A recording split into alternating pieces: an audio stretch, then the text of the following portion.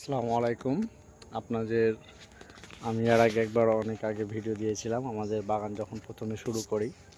তো আজকে এই বাগানটা এখন অনেক বড় হয়ে গেছে এবং ফসলও ধরছে। মরিচগুলা আপনাদের দেখায়, এই যে মরিচ, অনেক সুন্দর সুন্দর মরিচ হয়েছে। তো এই জন্য ভিডিওটা করা আর কি, যে দেখেন খুব সুন্দর সুন্দর মরিচ।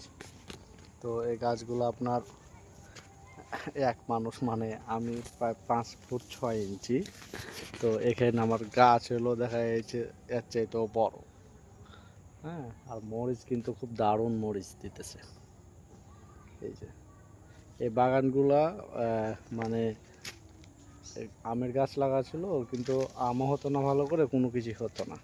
পরে এটাকে সুন্দর করে চাষাবাদ করে ঘেরা করে এখন দেখেন কত সুন্দর ফসল দিচ্ছে। পিপিয়ার গাছ লাগানো আছে। তো আজকে আপনাদের টোটাল বাগানটা দেখাবো। এই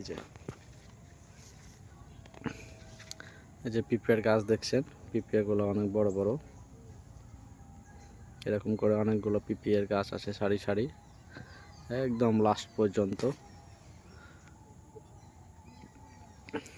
মধ্যখানেও আছে।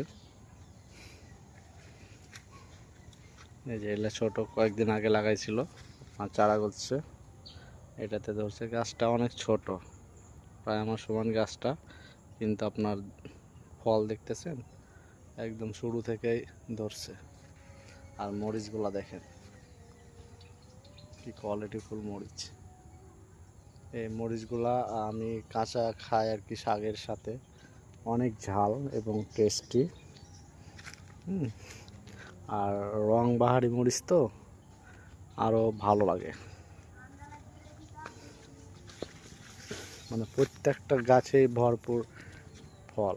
এই যে দেখছেন, এখানে হচ্ছে আপনার গাছটাতে আব্বা হচ্ছে আপনার ইয়া লাগিয়ে রাখছে, বেড়া, খুঁটি লাগিয়ে রাখছে। গাছটা অনেক মিহি, গাছটার ওজন সর্বোচ্চ হলে 3 কেজি হবে, কিন্তু এখানে প্রায় 10 কেজির উপরে পেঁপে আছে, বুঝছেন। দেখেন মরিচগুলোর কোয়ালিটি দেখেন, আর লাল, এই যে এই রংটাই লাল হয়ে যায় আর কি।